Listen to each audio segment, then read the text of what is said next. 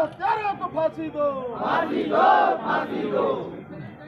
दलित के बेटे को न्याय दो, न्याय दो, न्याय दो। दलित के बेटे को न्याय दो, न्याय दो, न्याय दो। क्या अत्याचार नहीं चलेगा, दलितों पे अत्याचार नहीं चलेगा, नहीं चलेगा, नहीं चलेगा। आंसू के हत्यारों को फांसी दो, फांसी दो, फांसी दो। यह अत्याचार नहीं चलेगा, नहीं चलेगा, नहीं चलेगा। दलितों पे अत्याचार नहीं चलेगा, नहीं चलेगा, नहीं चलेगा। आंसू के हत्यारों को फांसी दो, फांसी दो, फांसी दो। दलित के बेटे को न्याय दो, न्याय दो, न्याय दो। दलित के बेटे को न्याय दो, न्याय दो, न्याय दो। यह अत्याचार नहीं चलेगा, नहीं चलेगा, नहीं चलेगा।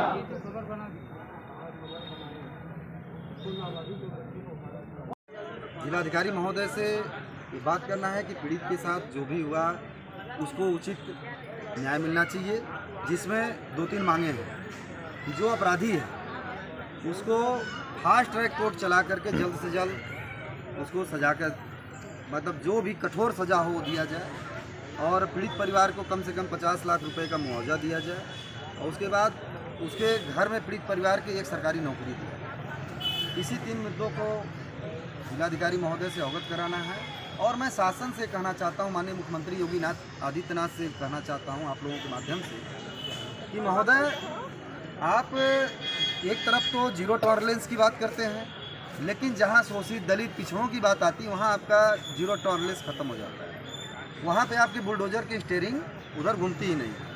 तो मैं निवेदन करना चाहता हूं माननीय मुख्यमंत्री जी से कि अपराधी का जात धर्म देख करके स्टीयरिंग ना घूमे। अगर वो अपराधी है तो बुलडोजर का स्टीयरिंग ऐसे हाथों में दें जो कि अपराधी के घर तक जाए। ऐसे जगह में उनके कानों में जू तक नहीं, कोई वक्तव्य नहीं आता। तो महोदय से मैं ही अनुरोध करता हूं कि शासन व्यवस्था को जो भी इस समय उत्तर प्रदेश में बिल्कुल ध्वस्त हो चुकी है उसको सही से चलाएं। नहीं चलाना है तो स्टीयरिंग को दूसरे हाथ में। बहुत बहुत सबसे पहले आप पत्रकार साथी का बहुत बहुत धन्यवाद। यह विरोध प्रदर्शन सरकार की नपुंसकता का प्रतीक है। यह योगी सरकार के दलित विरोधी नीतियों का प्रतीक है। यह योगी सरकार के पिछड़ा विरोधी नीतियों का प्रतीक है। यह विरोध दलित पिछड़ों की एकजुटता का प्रतीक है। आपको अवगत करा देना जरूरी समझता हूं कि यही मिर्जापुर का कछवा थाना क्षेत्र का बजहा गांव है, जहां बीते दिन 9 वर्षीय आशु गौतम दलित परिवार का बेटा, बहुजन परिवार का बेटा, उसकी हत्या कर दिया गया। हत्या ही नहीं हुआ, जघन्य हत्या हुआ। पहले उस आशु को उसी गांव का सूर्या उपाध्याय नामक दुर्दांत अपराधी हिमांशु उपाध्याय उर्फ सूर्या ने दुर्दांत अपराध किया। वह अपराधी घोर अपराधी है। उसने पहले बहला फुसलाकर बेटे के साथ जो जानकारी मिली जघन्य अपराध किया, अमानवीय कृत्य किया, ऐसी सूत्रों के हवाले जानकारी मिल रही है। उसके उपरांत उस बच्चे की धारदार हथियार से उसने हत्या किया। उसने कई जगह गर्दन काटा, हाथ काटा, सीने पे छुरी मारा, पेट में छुरा मारा और इतना ही नहीं किया, हत्या के उपरांत उसको ले जाकर के जमीन के अंदर खोदकर गाड़ दिया। ऐसे जघन्य अपराधी को समाज में रहने का कोई औचित्य नहीं है, क्योंकि ये समाज में प्रदूषण फैलाते हैं। ये न्यायोचित समाज के लिए धब्बा है।